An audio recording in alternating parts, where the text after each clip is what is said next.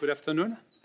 So I'm going to talk about topological data analysis. So what I'm going to do is to present some topics in topological data analysis. I think that many people in the room already know what is topological data analysis, but I will quickly introduce it and motivate it. And I will select a few topics and talk about mainly about persistent homology. And I will present a few results and try also to show you what are the big challenges or questions that remain in this area in topological data analysis on persistent homology. And these are also selected topics because I try to focus on some topics where that are related to some work of Jean Daniel or that have been influenced by Jean Daniel. So let's start with what is topological data analysis. So this is some field that emerged about 15 years ago, with this name at least, that relies on this idea that when you look at data, we have seen this since this morning, you can often see it as point cloud in some metric space. And these point clouds in general have some structure.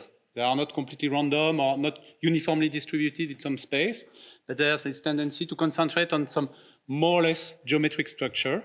And the idea is, or the question is, can we, in some sense, capture some relevant information about the structure, the topological or the geometric structure of these data? So, if you think about it, this is a kind of question you ask, for example, in computational geometry when you do surface reconstruction.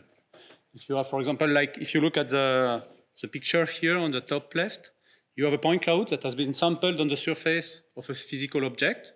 And the problem of surface reconstruction is to recover a model, a geometric model of this surface that has the right topology and the right geometry.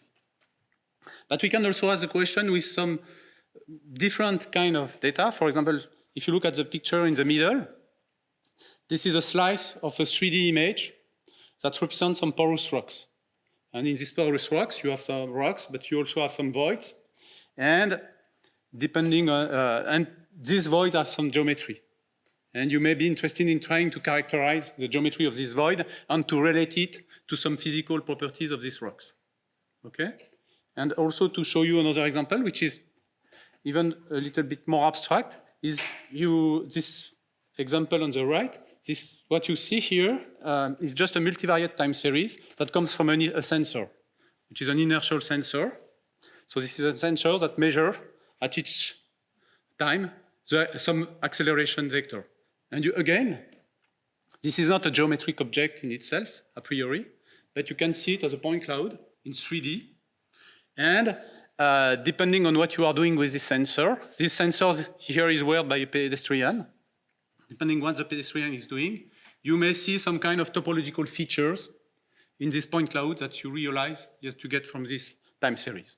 And again, the question or the goal of topological data analysis is to design some tools and some methods that allow you to catch some interesting topological information about this kind of data. And that's the first task when you are doing TDA. And there is another task which is becoming more and more important in TDA. Once you have captured this topological information, you want to know how to exploit it in some further tasks like classification, regression, the classical task of machine learning or AI in general. Okay? So before talking about the way we can do that, I just want to mention a few challenges that quickly occur when you start to think about how to get some topological information about data. The thing, in particular, when your point cloud is not sampled on some underlying physical object or real geometric object. So there are many problems, but some main problems that you quickly face is that, in general, when you get the data, you get discrete point clouds, discrete information, and in general, when you look at topology or geometry, this is associated to continuous objects. So you don't have result when you want to get topology from a point cloud. You cannot look your point cloud as just a point cloud, because this is a finite set. In itself, it does not carry any topology. So in general, what you do is that you need to find some ways to highlight the underlying topological structure. And you do it in general this by building some geometric or topological spaces on top of your data, and you try to read the topological information from these constructions. Another point is that as data in general is noisy, you need in some sense, when you infer some topology, for example, if you look at connected components or loops in your data, you need to be able to distinguish what is a real signal, topological signal from what is noise. So for example, if in this, let's say, if you look at this point cloud here on the left, on the top right, sorry, you see that there is some kind of big cycle, but maybe if you look a little bit closely at this point cloud, maybe you will see some kind of small cycle in this point cloud. And what, is it information or is it just noise? That's a question that you need to answer. And to answer this question, you need to formalize it. And this is not obvious a priori. And there is also another thing that appears when you are trying to infer topology or geometry from discrete point cloud or from discrete data, is that in general, the topological structures that you will see will strongly depend on the scale, on some scale at which you look at the data. So for, I will come back on this, but for example, if you think again of the case where you have a data set with a large hole and a small hole, maybe if you look at your data from very close, if you are very close from your data, you will see the small hole, but if you are far away, or if you look at it with some kind of rough glasses, you won't see the small hole. And in both cases, depending on the scale at which you look at your data, you will see different topological structures. And if we want to do topological data analysis seriously, we need to be able to formalize this and to quantify this kind of things. And so let's go to the way we do that in general, and that reflect, in fact, the challenges I just mentioned. In general, or one classical pipeline that we follow when we do TDA, we start with some data. So this is a kind of simplified view. And from this data, we build what we call filtrations. So the idea of filtration is that you have your data set, think of a point cloud, and you start to connect points that are close to each other to create a graph. And then when you have triple of points that are close to each other, you can also add triangles. And by doing this, you build a simplicial complex, which is a topological space. And this is where, on this object, that you will read the topology. But as I said before, because of this problem of scales that may occur, because if you do that, you need to decide when 2 points are close to each other, when you connect 2 points together. This is in general a Hill-Post problem. So here there is a very nice idea, which is a central idea in persistent homology, that instead of choosing the scale, you do that in a multi-scale way. So instead of just building one graph or one simplicial complex on top of your data, you build a nested family of growing simplicial complexes. And what you are going to try to capture is not the topology of one of these simplicial complexes, but the way how the topology evolves as you grow your space across the scales. And this is what persistent homology is doing. It provides you a very interesting tool and powerful tool to encode this information in a very simple form, which is called a persistent diagram. I'll come back on it in a few seconds. And the last step of the pipeline in general is that when you do TDA with persistent homology, what you get as topological features from your data are these persistent diagrams that are in general finite set of points in the plane. So these are not standard features that you use when you do machine learning or data analysis, because they are not, the space of persistent diagram is a highly nonlinear space. And in most of the machine learning algorithm, data analysis algorithm, are fed with vectors, linear objects. So here there is and I come to on this part, on this problem at the end of the talk, there is a need to convert your diagram, which is highly nonlinear object, into some linear object that can be processed through standard machine learning pipelines. Okay, so let's talk a little bit about persistent homology, which will be the main topics of the talk. So I just want to start with a few historical landmarks, and these landmarks are a little biased by the geometry, Jean-Daniel Geometrica and data shape experience. So these may not be the same landmarks for everybody. So the persistent homology is kind of general mathematical framework that allow you to encode the evolution of nested family of topological spaces, which are called filtrations. And it emerged in its modern, I would say, modern form around with the pioneering work by Herbert Edelsbrunner and then by and his co-author, Gunnar Karlsson and his co-author, at the beginning of the century. But in fact, if we look back in the space, the idea of persistence was already in the air some years before. In particular, I should mention some preliminary work by some Italian mathematicians, the group of Patrizio Frosini in Italy, who developed something that was called size theory. That was some kind of restricted persistence theory that was restricted to zero-dimensional homology, mainly. And there is also, this is something that I learned quite recently, some work, I think it was in '94, by a mathematician, Baranikov. This work was called, he introduced some object that he called the Friend-Morse complex, and he proved some stability properties of this object. And if you look at this object, in fact, this is already persistence for Morse functions. So he was looking at some Morse function on manifolds, and he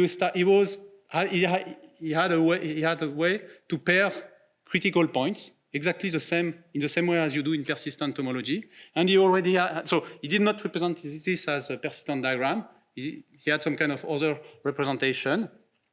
And he already proved some stability result for this object.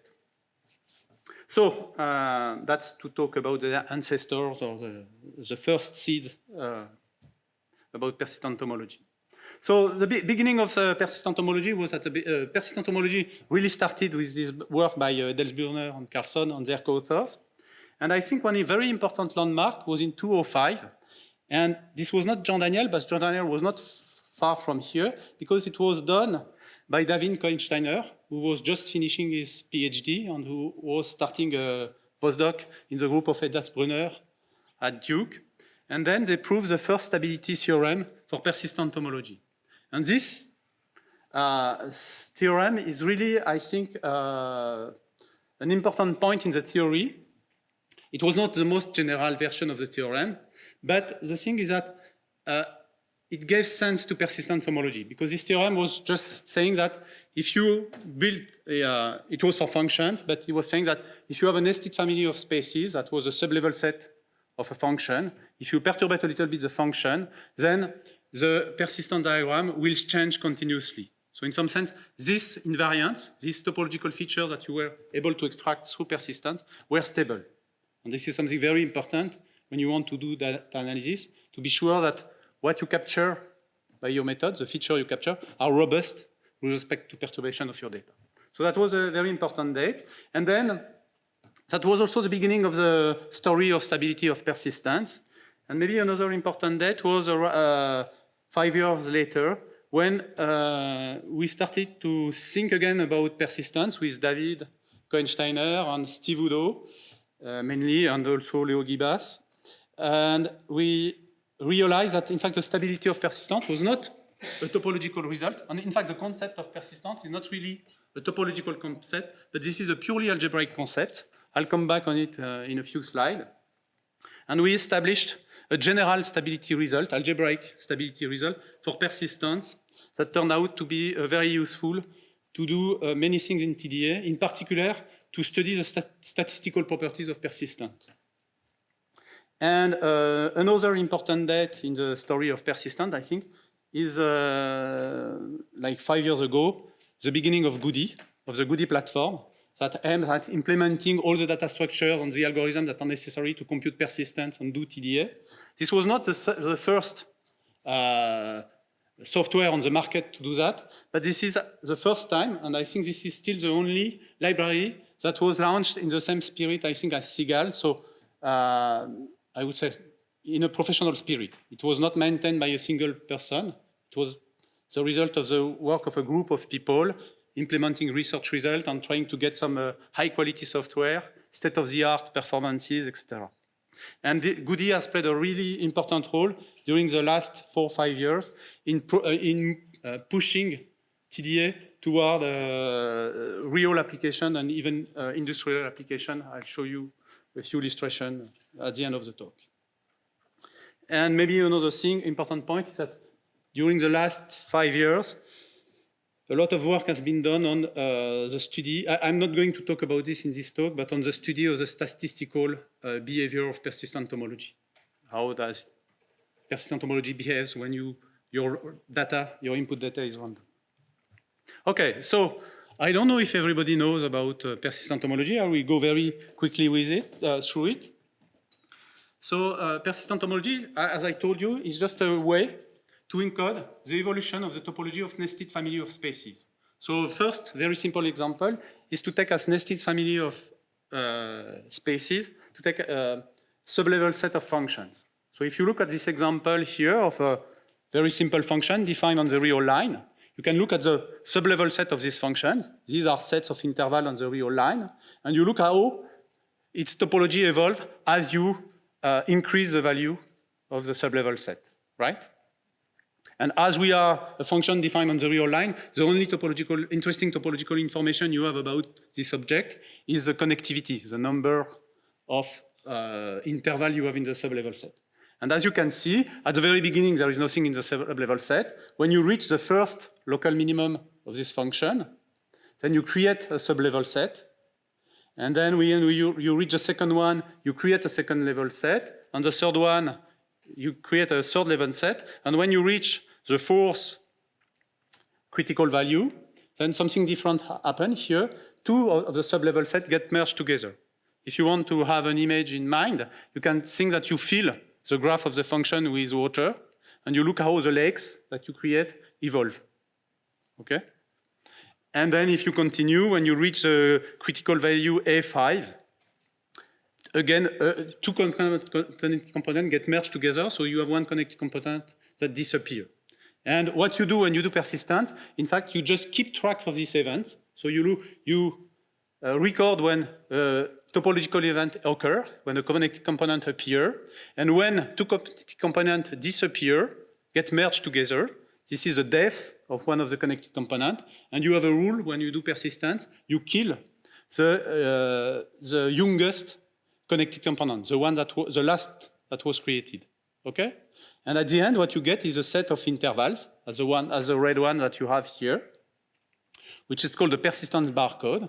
And as this is a set of intervals, you can also equivalently represent it as a set of points in the plane, where each point represents an interval. The x coordinate of the interval of this point is the beginning of the interval. The y coordinate is the end of the interval. Okay? That's a persistent diagram. So that's persistence for functions. You can do that with more complex functions. For example, if you look at a function now on this surface, these 2D surfaces, you can do exactly the same, except that now you will not only have changes in the connectedness of the function, but at some point, when you look at the sublevel set, you will have some loops, cycles that will be created.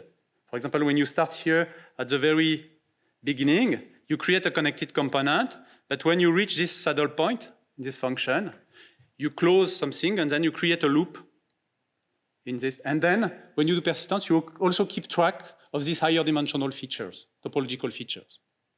And this can be formalized and written properly in the language of homology, because this is the way you encode the number of cycles, the notion of cycles, etc.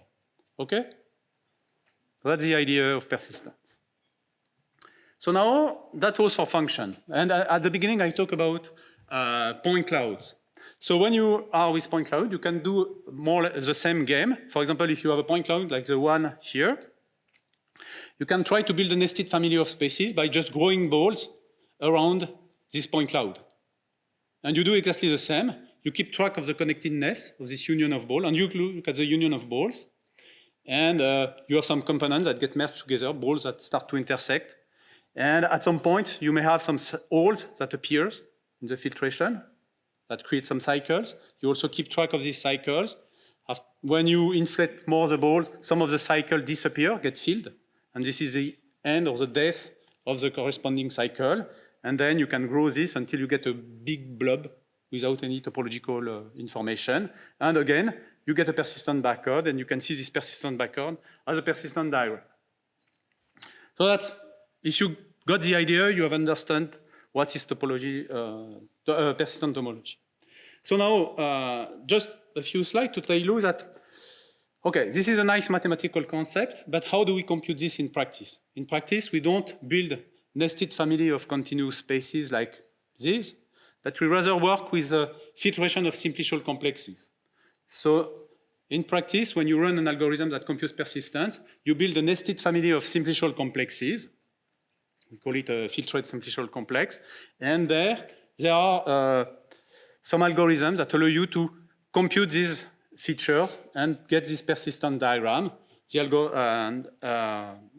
And there are many filtrations that you can build on top of the data. So if you just want to have one in mind, a very simple one is a so-called Vietoris-Rips filtration, which is just where for each value of the filtration filtration parameter, alpha, you connect, or A, you connect the points that are at distance less than A from each other, then you get a graph.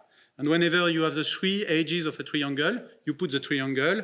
If you have the 4 faces of a tetrahedron, you put the tetrahedron in the filtration, etc.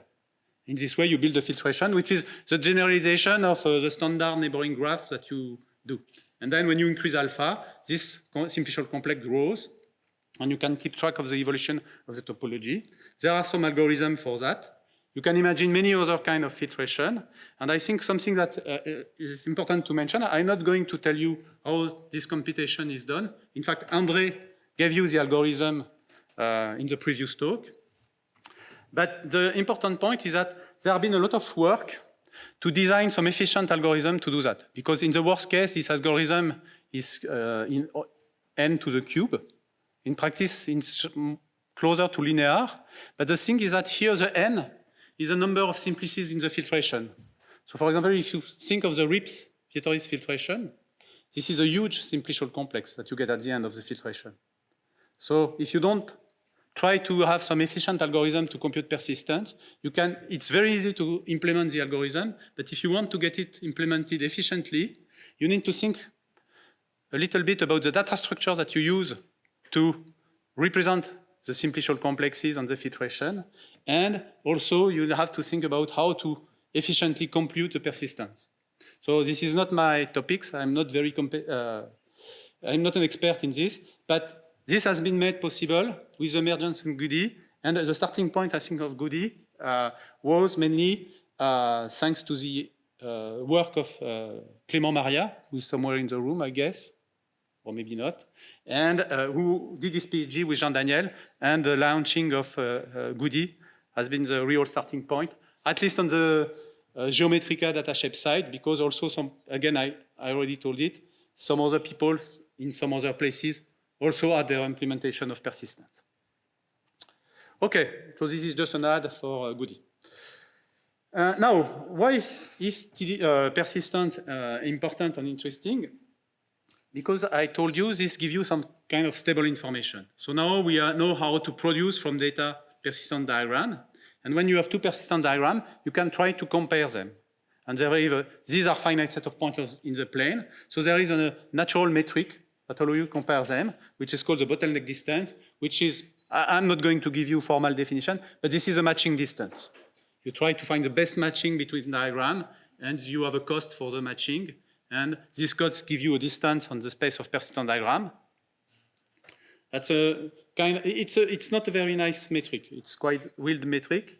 But the important thing is that this metric give rise to stability results. And the first stability result, the one that was proven by David and co-authors more than something like 14 years ago, is the stability for function that tell you that whenever you have two functions, real valued, defined on a space, if the space is not too bad, then you can compute the persistence of these two functions. By persistence here, I mean the persistence of the nested family of sublevel set of the functions. You compute the diagram and you look at the distance between these diagrams. This distance is always upper bounded by the subnorm of the difference between these two functions. So if you prefer, the map that goes from the space of functions, let's say continuous functions on some not too bad topological space into the space of persistent diagram is a one Lipschitz function when you put the right metric on both spaces. So this tells you that if you have a function, if you have a perturbated version of the function with respect to the subnorm, when you compute the persistence diagram of the perturbated function, you get something which is close to the one of the non-perturbating function. Okay? And you also, and in the case of filtrations built on top of point cloud, you have a similar result that tells you that if you start from two data sets, two point cloud, two metric spaces, if you build, for example, the Vietoris strip filtration I just mentioned before, you look at the persistent diagrams of these two spaces, of these two filtration, then the distance between the persistent diagrams is always upper bounded by the distance between these two metric spaces. Here, the metric that you put on the space of metric spaces, on compact metric spaces, is a Gromov-Hausdorff distance, which is a generalization of the Hausdorff distance between subsets in a space. Okay?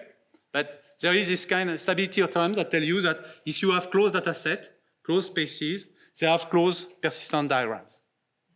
Okay? And this is an interesting result from a data analysis perspective in the sense that if you are interested, if your data that you are considering, let's say that this is X and Y, are very complex objects, like for example, like here, 3D shapes. It might be very difficult to directly compare these two shapes, in particular with respect to the Gromov-Hausdorff distance, which is something that you cannot compute in general. Then, this kind of theorems tell you that if you can compute the persistent diagram of this object, which is something that we know how to do and we are able to do, and you can look at the distance between the persistent diagram, and the stability theorem tells you that if you realize that the two objects, two observations have different persistent diagram, then you can be sure that these two objects are far away from each other. So these are invariant of the family of objects that you are looking that have this property that they are discriminative in the sense that if you find things that have very different persistent diagram, you can be sure that they are very different. The converse is obviously not true. And this is, I won't go into detail, but this is an example where we applied this to 3D shape classification. Here, you have to think that each observation in your data set is a 3D shape that you see as a metric space endowed by the geodesic distance on these are surfaces, and the metric that you put on this metric space is a geodesic distance. Okay? Okay, so I think, as I don't want to run out of time, in fact, if you want, I'm going to skip this part, but this is just to tell you that, in fact, I'm just going to show you the final result. In fact, all these two theorems that I just mentioned about stability come from a single theorem, algebraic theorem, and this theorem just tells you that if you have two persistence modules, so there is a way, in some sense, to see these filtrations when you look at the homology. When you look at this filtration at the homology level, you get, in fact, a sequence of vector spaces that you call a persistence module. And there is an algebraic result that tells you that if two persistence modules are close to each other, in some sense, then they have close persistent diagram. And you have some very simple conditions that ensure you that you can define persistent diagram for this object that coincide with the notion I just show you on some example. And this theorem might look at a first glance as a kind of abstract or mathematical game, but in fact it is very important, including from very concrete application. In particular, it plays a fundamental role when you want to establish some statistical result about persistence. If now you assume that you get your data through some random process and you want to understand the statistical behavior of persistence, of this topological information, you really need to this kind of theorems to be able to say something relevant. Okay, I go now to the last part of the talk, which is the part that I mentioned at the beginning. Once you have the persistent diagrams, when you are in a TDA pipeline, you want to get this, so you get this topological information, and now you want to do something with it. For example, you want to do classification, you want to do regression or something like that. And as I told you, these persistent diagrams are just set of points in the plan, and you cannot use them directly in some standard machine learning pipeline algorithm, because you need to fit this kind of object with vector. So during the last 5 years, people have been working a lot on trying to convert persistent diagram into vectors in such a way that we don't lose the interesting information that we get through these persistent diagrams. And this has given rise to a quite large literature, and there is a whole zoo now of representation of persistence. And if you think 5 minutes on how to convert a point cloud, a finite set of points in the plane into a vector, there are many ways you can imagine many ways to do that. Some are more or less relevant, and some are relevant in some cases, not in some others. So I just put here a few examples. Maybe the first linearization of persistent diagram was what was called persistent landscapes, that was introduced by Peter Bubnik a little bit less than 10 years ago. And I'm not going to give you the definition, but this is an interesting, it was relying on an interesting idea and a cute idea. So you can convert persistent diagram into functions and families of functions, and then you are in a functional space. And when you are in a functional space, you are in a vector space and you can do things. There is another point of view that you can also see persistent diagrams. There are finite set of points in the plane. You can see them as discrete measures. You put a Dirac mass on each point of the diagram.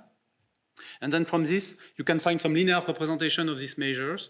And this gives rise to different way to linearize persistent diagram. For example, if you see it as a measure, you convolve this discrete measure by a Gaussian. And then you get a function, a density function on the plane, and you can use it. But this is what people call a persistence image. And now you have linearized your persistent diagram, and you can process it as an image or as a vector. You can convolve it with different kind of kernels. You can also try to build some kernels on the space of persistent diagram to apply kernel-based method. And there are many, many different ways to represent persistence that now exist in the literature. One of the problems, there are their advantages, there are some disadvantages. But one question that now comes is that it's not clear so suppose that you are a practitioner, you download Goody, you compute some persistent diagram with your data, and now you want to convert your persistent diagram into some vector representation to run your favorite machine learning algorithm. But you don't know which one to choose. And even if you go to see an expert in TDA, probably he won't be able to tell you which one is the best to choose. And I just want to mention a recent work that we did. So we had this idea that maybe we could learn which representation is the best one. And in fact, we use some idea from a neural network. So when you think to build a neural network layer that you can feed with persistent diagram, and that will learn the best representation, linearization representation of your persistent diagram, adapt to a given problem. So, in general, a neural network is just some machinery, which is a composition of functions that depend on some parameters, that you feed in general with a vector as an input. But like 2 years ago, there are some people who design a neural network that was done to process not only vectors, but set of vectors. So you want to feed them not with just a single vectors, x1, but with a set of vectors, x1 to xn. And these points are unordered. So the way you do that is that in general, if you want, so when you do, you build a network, you try to learn a function that will give you some value when you give him an input. So here, when you feed your function, your neural network, let's call it f, with a set, what you want is that you want that this function is invariant when you permute the entries, x1, xn. If you change the order in which you feed the function, you want this to be invariant under permutation. And there is a funny small result that tells you that if you have a function which is defined on some space x, so you have a space x, you feed it a function that takes n entries and which is invariant by permutation, you can always write it as a composition. So you can always find a function phi that goes from your space x to, I think here you can even choose R, and another function rho that goes from R to R, and your permutation invariant function can be written as a composition of rho with the sum of the phi evaluated on each point of the set. This is a kind of small exercise, and this is true as long as X is, your space is countable. If it is not, it's not clear that you can do that. You can always write any function, permutation invariant function in this way. And so when we read this paper, and when we saw this paper, we said that this is a perfect object to, for persistent diagram, because persistent diagrams are just set of points in the plane. And in fact, if you apply this thing with the sum here, you get many existing, you can recover many existing of the representation. What is called persistent images, silhouettes, Betty curves, can be in fact represented through this architecture, but not all of them. But in fact, you can modify a little bit this function that is represented as a function composed with a sum of another function evaluated on all your entries. And in some sense, to make these things permutation invariant, the way you get the invariance here is just that you're picking a sum. But if you replace the sum here by taking the max of the values taken by the function, or taking the KS largest value, this will also be permutation invariant. And in fact, the observation is that if you add to your list here, the op here, if you don't not only use the sum, but also max or the KS largest value or something like that, you can get almost all the existing representation of persistence in the literature. You don't only get the linear representation, you get some other representation like a persistent landscape or other kind of function. And and then depending on the way you choose this op operator, the function phi, you can recover, as I just told you, some classical representation of persistence.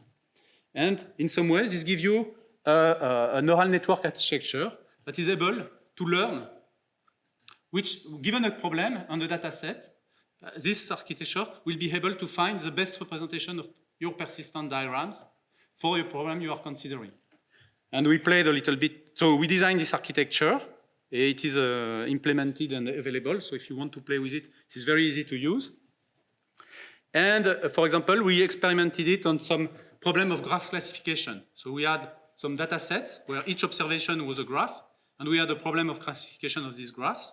So the way we proceed is that we use some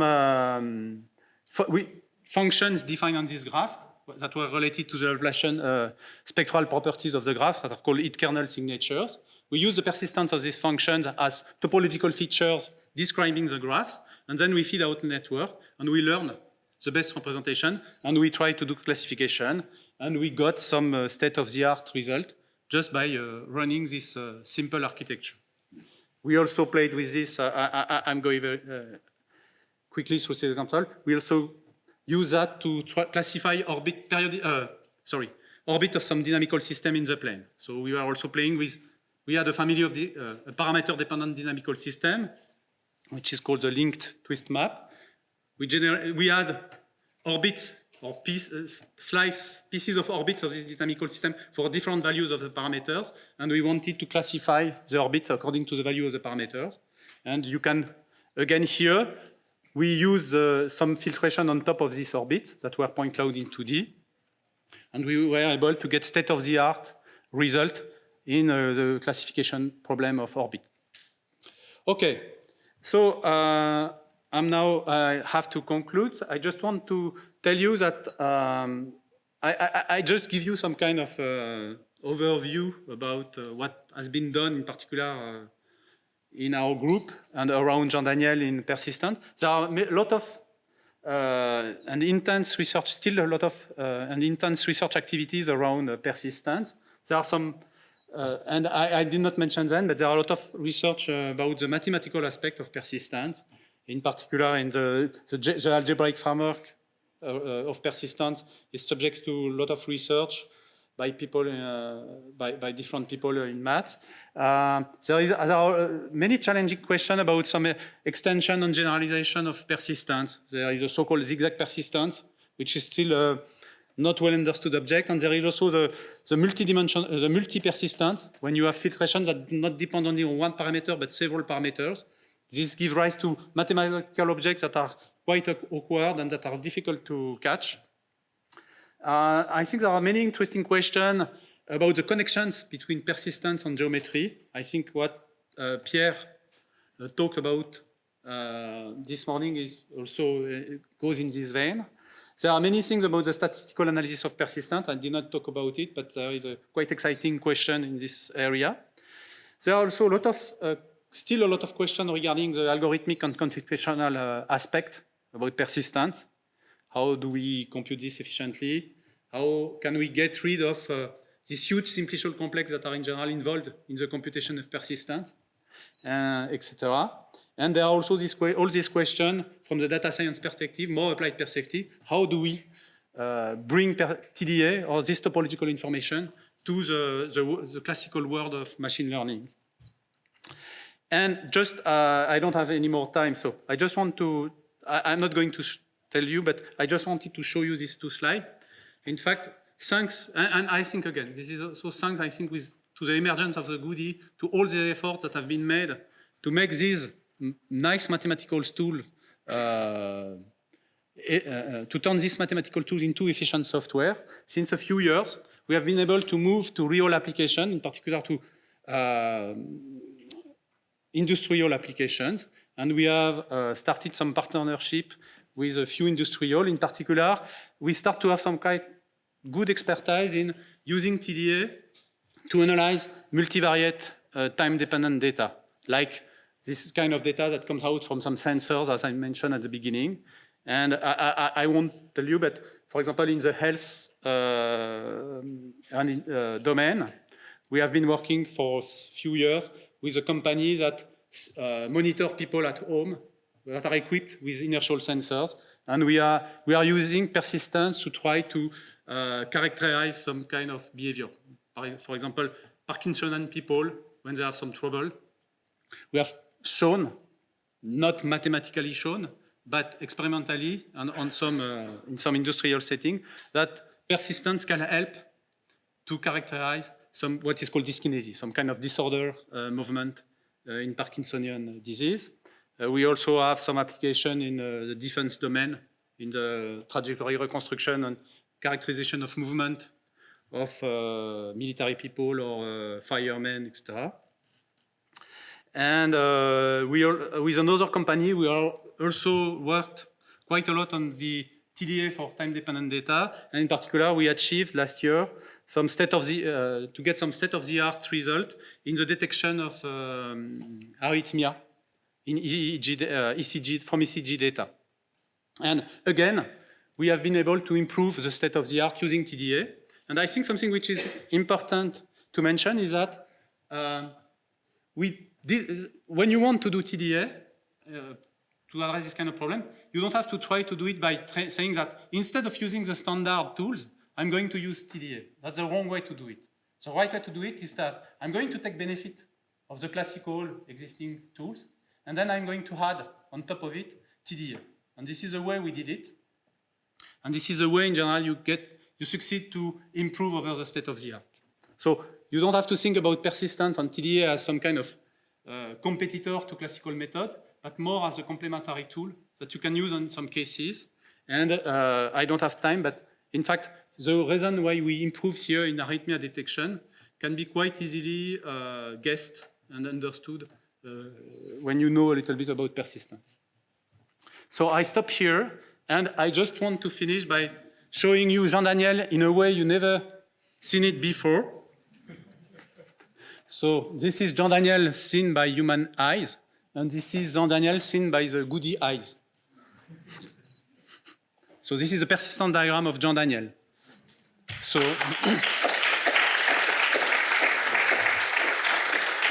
I let you give your interpretation of the points that are far away from the diagonal, these kind of things.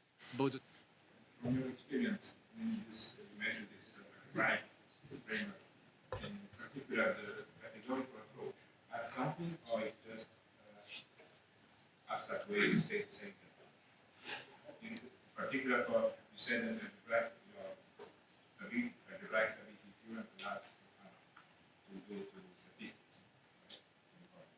Right? So, the categorical reformulation of this add something? Or? I think the categorical reformulation brings something. For the statistical aspect, I don't know, but to understand, it brings a different point of view.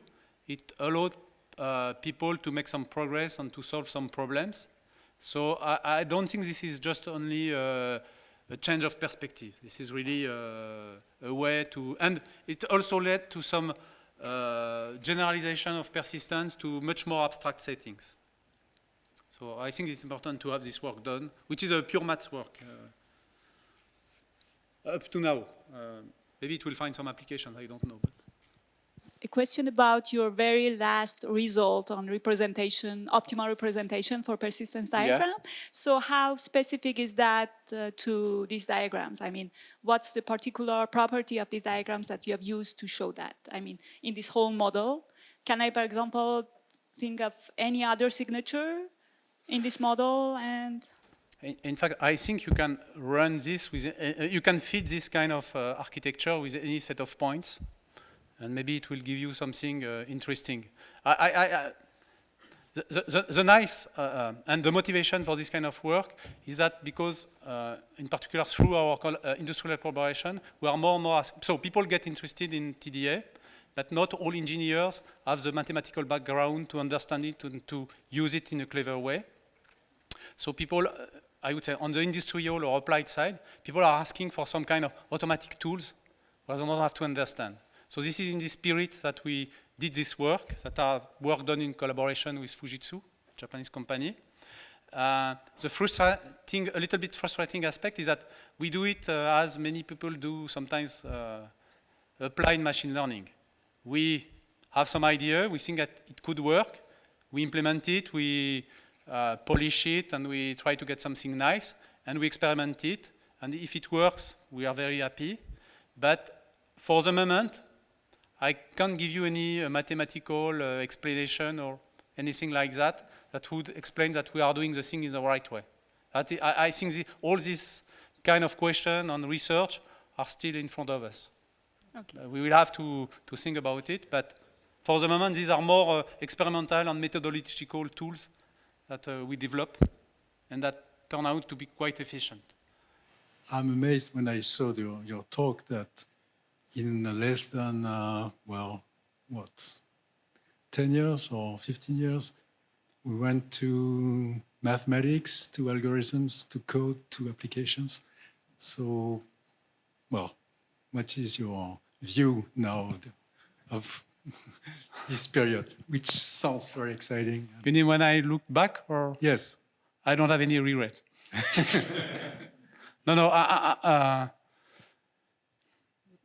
yeah, it's a personal question, but I'm really happy that I have followed this path, and I think it really also because we met each other at some point, and this has been the beginning, and we have been continuing, and I think this is very exciting. I don't like to stay at the same place doing the same thing. And if I was sure about what I will be doing in 2 or 3 years, I probably would abandon and do something else because I don't like this idea of going on too how do you say, chemin trop bien tracé, on too well-designed paths. And I would encourage people to do the same. So you start in some domains, but just keep your mind open, talk to different people, try to move, don't stay at the same place. I know that in our academic system, for very young people, it's not so easy because you need to find a job at the end, in particular if you want to stay in the academic world. But once you have found a job, I think this is really something we need, and we will need more and more people to talk to each other, to learn from each other in different domains. And I think this field is a really nice example because you have algorithmic questions. And I don't know the detail of the the way persistence is implemented in Goody. And I don't know how exactly, I have an idea on how I implemented the data structure for but this does not prevent us to discuss, to have some ideas, to try to go ahead together. So I really think that maybe I'm talking to people who are already convinced by this, but I think this is a real, that's something that everybody should do.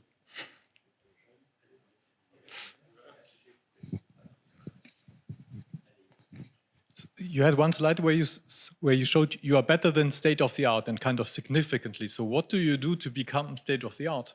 I mean, is there something to do, or is it because you are better, you consider yourself as state of the art? No. Does it more? I think you mentioned this one, for example. Right, yeah. The thing is that what we did here, so we collected different ECG data sets on papers.